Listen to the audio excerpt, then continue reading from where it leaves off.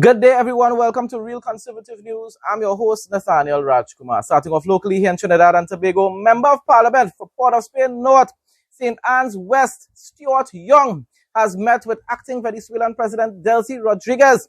Young posted an image on the social media yesterday showing him shaking hands with Rodríguez at the Miraflores Palace in Venezuela.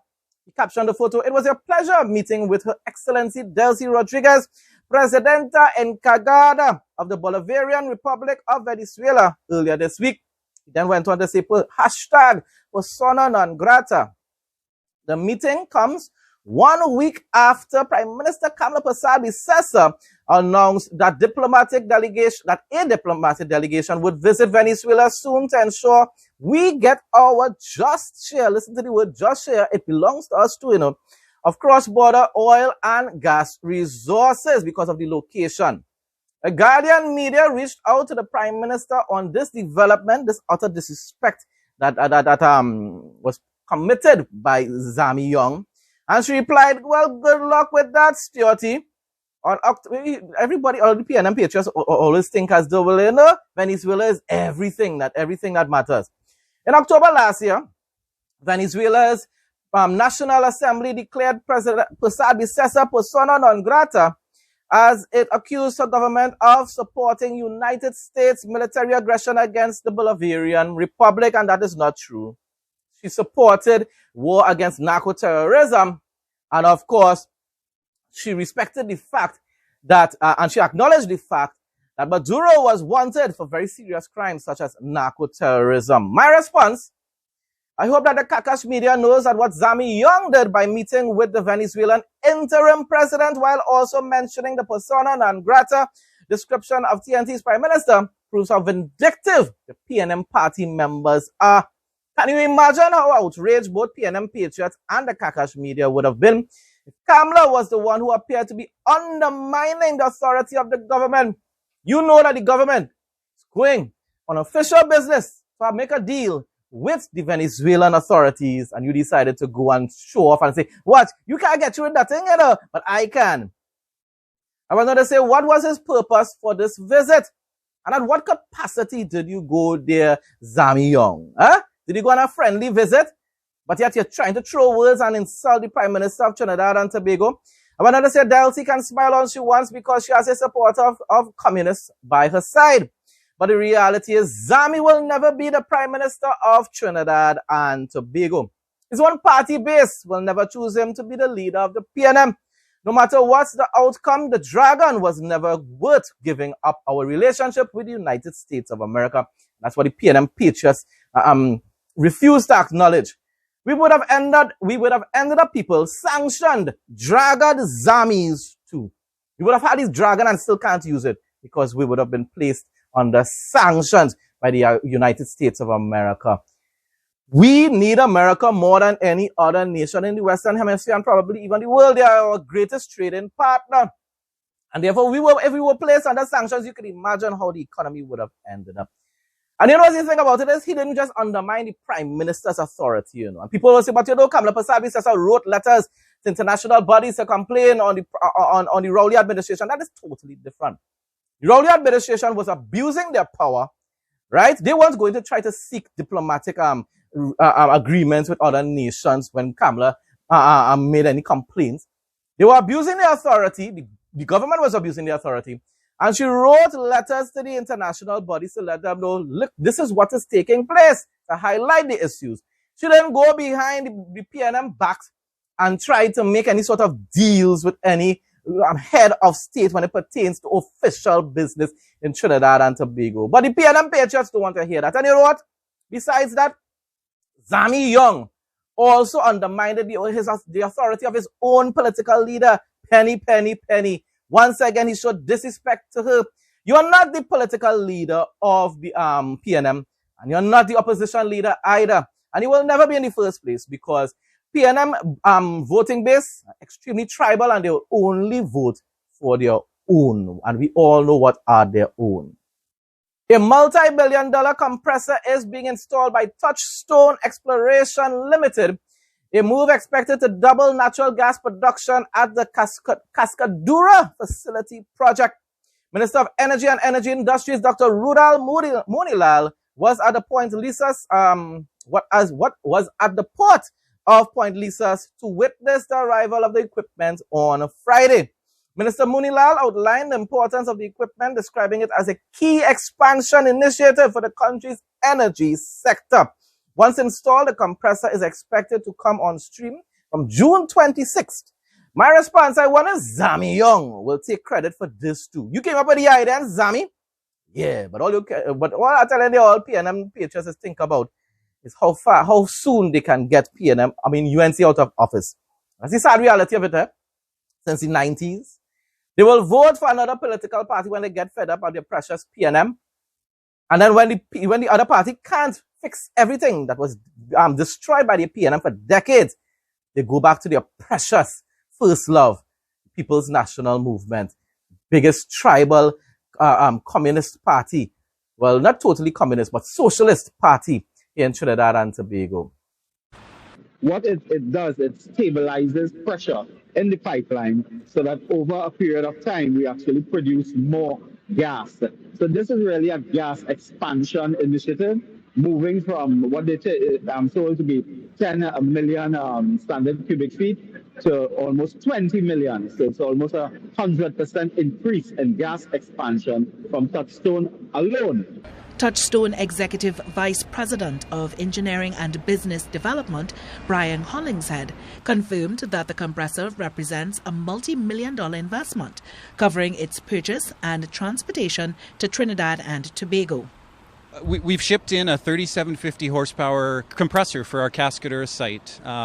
What it's going to do once installed is lower the facility pressure and boost more natural gas from our plant into the domestic market at Trinidad. Rams Logistics Limited handled the transshipment of the equipment from the United States to Trinidad. Vice President of Projects and Safety at Rams Logistics, Gajan Ramkisoon, explained the scale and complexity of the operation, noting that the size of the cargo posed unique challenges. We were in charge of the full logistics from Houston straight to Trinidad and clearing it off the port, and we're going to transport it down to the Rio Clara Cascadura field. So because the cargo is very wide, it's actually 18 feet, so it actually picks up 2 lanes on the road going down. There was a lot of logistics involved from the Houston side of it, where we had to apply for permits, get it to the port into Houston.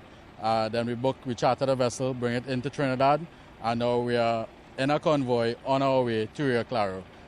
Once installed, the compressor is expected to come on stream from June 26th. Weather report for Saturday, April 25th, 2026, Trinidad and Tobago. General outlook. The forecast for Saturday is mostly cloudy with periods of rain and occasional showers. There is a 30% to 50% chance of isolated thunderstorms, primarily during the midday and afternoon hours. Conditions are expected to settle during the night despite some lingering showers. Temperature and humidity. High temperatures will reach approximately 28 degrees Celsius to 29 degrees Celsius, though high humidity will make it feel closer to 33 degrees Celsius. Overnight lows will be around 24 degrees Celsius. Winds and marine conditions. Winds will blow from the east to southeast at 5 to 30 kilometers per hour, with higher gusts possible near heavy showers. Seas will remain slight to moderate, with waves reaching up to 1.5 meters in open waters. Hazards.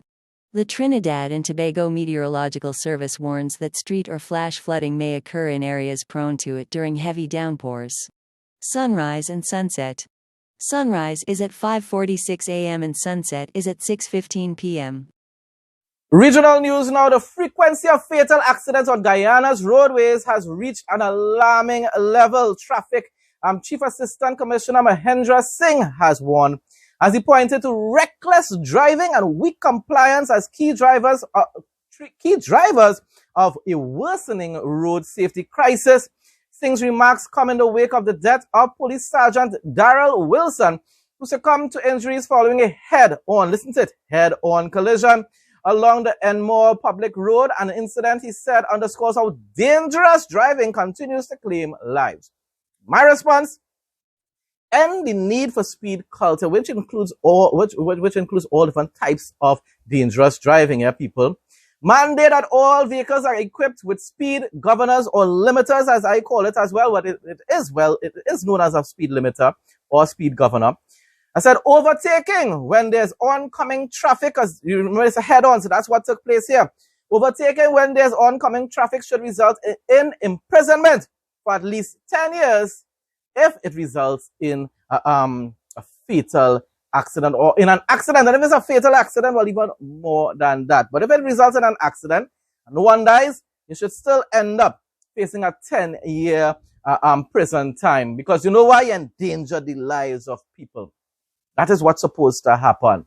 But no, usually all you just do is probably suspend your license for a certain amount of time. You get a certain amount of tickets, and that's about it. No, people. Dangerous driving is costing the lives of far too many. I've said it over and over again. When individuals die in those accidents, those type of accidents, vehicle accidents, the driver who caused the accident should be charged with murder, not even manslaughter, because they know what they are doing. They know when they're speeding, they're endangering the lives of everyone around them, including themselves. And worse yet, when you're overtaking, when you're not supposed to do so, well, even you're endangering even more lives. It is ridiculous what is taking place, and all people end up getting is a slap on the wrist. Laws need to be changed. The Independent Commission of Investigations is pushing back against National Security Minister Dr. Horace Chang, arguing that having cops outfitted with body-worn cameras during planned operations does not pose an operational risk and will instead prove an objective account of events.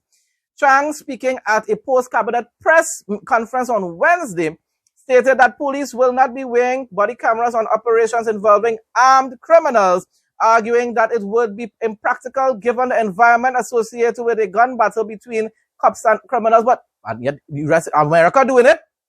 America doing it. A lot of other countries doing it. It's a lame excuse, very poor excuse coming out from the Andrew Holness administration. Quite disappointed in this. But INDICOM is of the view that characterizing the use of body cameras in such settings as unreasonable or impractical is inconsistent with established international policing practices. Exactly. But how the body cams coming in the way of the police officers doing their jobs in a proper and law-abiding manner, dear minister? How that making any sort of sense? My goodness, I'm supporting the Andrew Holness administration in a lot of different ways. But this statement here, made by a minister of his government, really ridiculous, extremely ridiculous. In no way whatsoever, what you are really trying to say, my dear minister, is that police officers should have the liberty to conduct themselves in any sort of manner without being recorded, so that no sort of charges could be laid against them while dealing with armed criminals, because you feel as though, well, it is armed criminals, so it doesn't matter what takes place. No, the officers still need to abide by the law. And let's just say the armed criminals decided to surrender and lay down their arms. They're supposed to be arrested without incident. You're not supposed to be hearing about cases where these individuals are still killed. That is wrong. That is what you call extrajudicial killings. So this minister is basically saying that he is trying to protect officers who could end up committing extrajudicial killings. That, people, is total madness. Police officers are supposed to wear body cams, and they're supposed to be on as long as they're on duty, and especially when they're going to confront criminals. More than ever, that is when they're supposed to have it on. The government of St. Vincent and the Grenadines will be donating US $100,000 to Cuba as that country continues to feel the impact of a US energy blockade, responding to a question from opposition Senator Keisel Peters in Parliament on Tuesday. Minister of Foreign Affairs Dwight Fitzgerald Bramble said that SVG remains a committed partner to Cuba. He should have been saying the Cuban people, like how Prime Minister Kamala Prasad would say it. People, not the government. Minister Bramble said the funds are available to be handed over, but noted that Mexico is handling the logistics. Meanwhile, Minister Bramble assured parents of students in Cuba that the government is making every effort to ensure that students complete their education with ease at various institutions in Cuba. I hope that you are ensuring that the monies, the US dollars, are going to be given directly to the people and not the government of Cuba. You don't want to end up being placed under sanction by the United States of America because you feel you big and you bad and you could just support the Communist Party in Cuba and defy the great America. You're going to lose out, eh? You're going to lose out. Dr. Godwin Friday, please. I support your political party a lot. I think you're doing a great job in St. Vincent and the Grenadines. Use wisdom. Don't go and make any sort of agreements with the Cuban communist regime that could end up jeopardizing your relationship with the United States of America. Please don't do that. We have committed 100,000 US dollars for assistance to the people of Cuba, given the realities which have developed and which continue to unfold over recent times. We have, at the recent heads of government, CARICOM heads of government meeting in St. Kitts, our Prime Minister Friday with other CARICOM Prime Ministers in their caucus discussed and agreed on a common approach of sorts to providing continued assistance to Cuba. The closure of Berger Paints Barbados Limited on April 24th, 2026 terminated 65 years of local production, resulting in the redundancy of 44 staff members due to shifting economic conditions and regional trade challenges, specifically Article 164 of the revised Treaty of Chaguaramas, for losing their jobs. Well, that's really sad. Despite the cessation of local manufacturing parent company, Ansa McCall will continue to distribute products imported from within the Caribbean through local partners such as Carter's and Ace H&B Hardware. The transition has raised concerns from the Barbados Workers Union regarding the loss of specialized jobs and the impact on the local industrial sector. So this time, not really that good news coming out from Barbados. Can't really blame the government for that though. But to an extent, yes, if the economy isn't really thriving the way it should, that's why these type of things end up taking place. When people lose their jobs, what you think the Barbadians are going to say, well, we want mere monthly out just because of this now? But no, like in Trinidad, they don't say anything when the PNM in office when thousands upon thousands people losing their jobs. When UNC is in office, even if 5 people lose their jobs, we want Kamala must go. The Free National Movement in Bahamas, led by Michael Pintard, has officially defended its ambitious pledge to construct between 1,000 and 2,000 homes annually if elected in the upcoming general election. This plan aims to address a worsening national housing crisis characterized by a sharp decline in residential completions, dropping from a peak of over 1,700 in 2006 to just 607 in 2023, like how everything just fell apart and was reduced, production of everything and all, under the PNM here in Trinidad. But that's Bahamas, and I don't know much about the politics yet. In time to come, I will. While the governing Progressive Liberal Party has criticized the proposal as unrealistic, given the FNM's past performance, well, you see what I talk about? Who knows?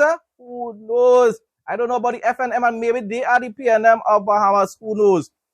So FNM's past performance, the opposition maintains that a focused administration utilizing public partnerships can realistically meet this demand. Yeah, it can. Question is, will you do it? Will you do it? PNM always has wonderful ideas.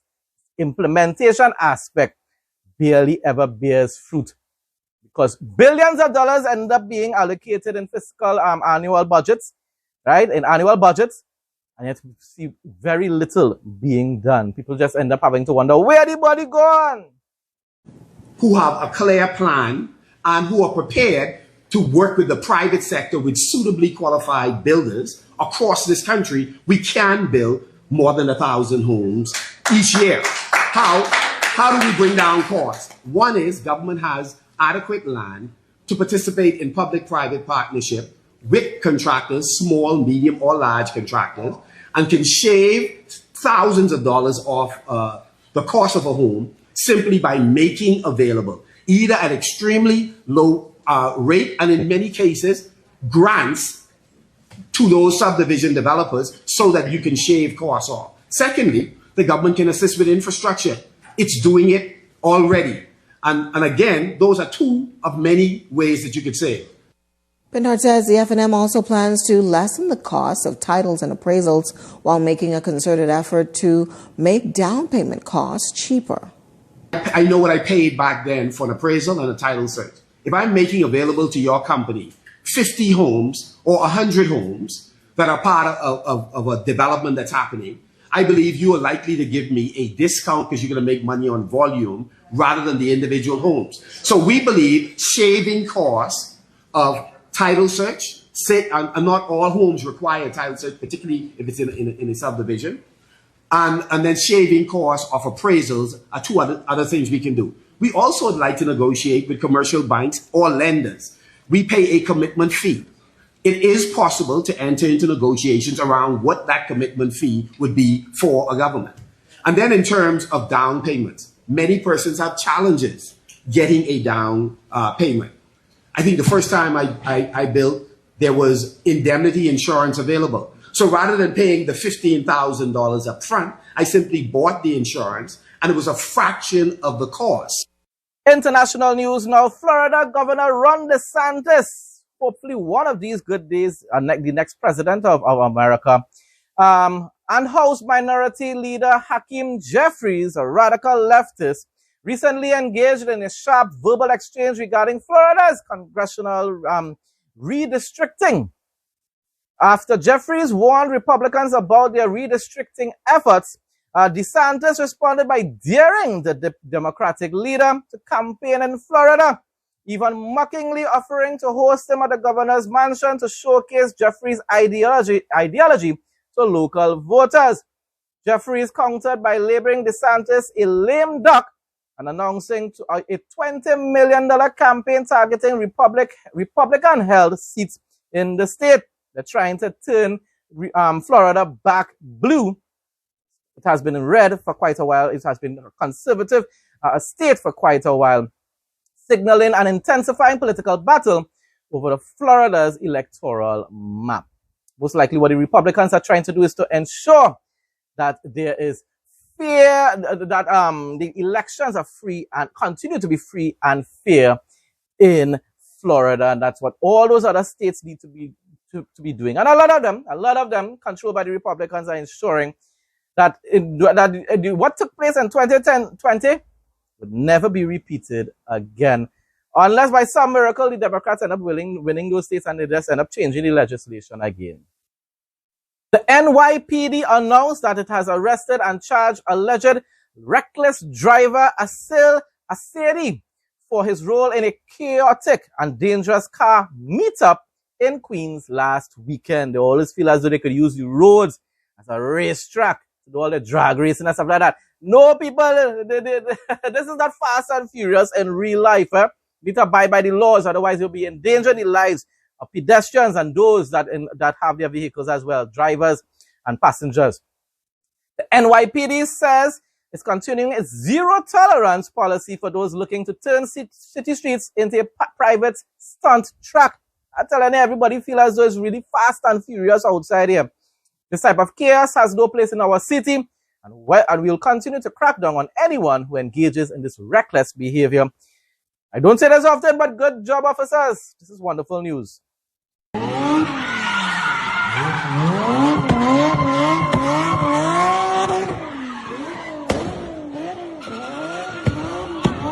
The Israeli Defense Force struck Hezbollah rocket launchers in the areas of Yeta and Kafra in southern Lebanon, north of the forward defense line. The launchers posed a threat to IDF soldiers and Israeli civilians. Earlier yesterday, the Hezbollah terrorist organization launched, listen to it, my dear local tribal Trinis here in Trinidad and Tobago. You hear who is the aggressor here? Listen. Earlier yesterday, the Hezbollah terrorist organization launched explosive drones toward IDF soldiers operating in southern Lebanon, south of the forward defense line. The drones detonated adjacent to the soldiers. Thankfully, no IDF injuries were reported.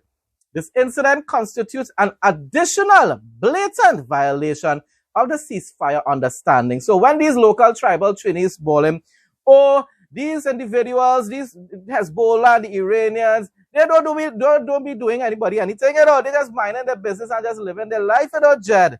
No, they are not. No, they are not.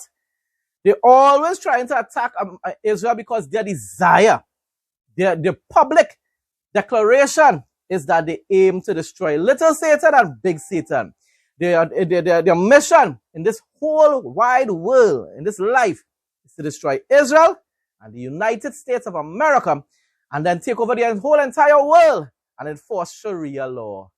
I wonder if most of you here in Trinidad and Tobago who love communists and love jihadists, I wonder if you are willing to live under Sharia law. All the women and all who love to dress looking all sorts of very appealing ways here in Trinidad and Tobago, I hope you know that the Sharia law is ever enforced here in Trinidad and Tobago. All you'll be able to wear while you're walking the streets is a big, long gong. Bible quote of the day. In Zechariah chapter 2, verses 4-9, the prophet records a vision of divine protection and restoration for Jerusalem. The account begins with an angel being told to run and inform a young man that Jerusalem will be inhabited as a city without walls because of the great number of people and livestock within it. The Lord declares that He Himself will be a wall of fire around the city and will be its glory within. The passage continues with a call for God's people to flee from the land of the north, for He has scattered them to the four winds of heaven.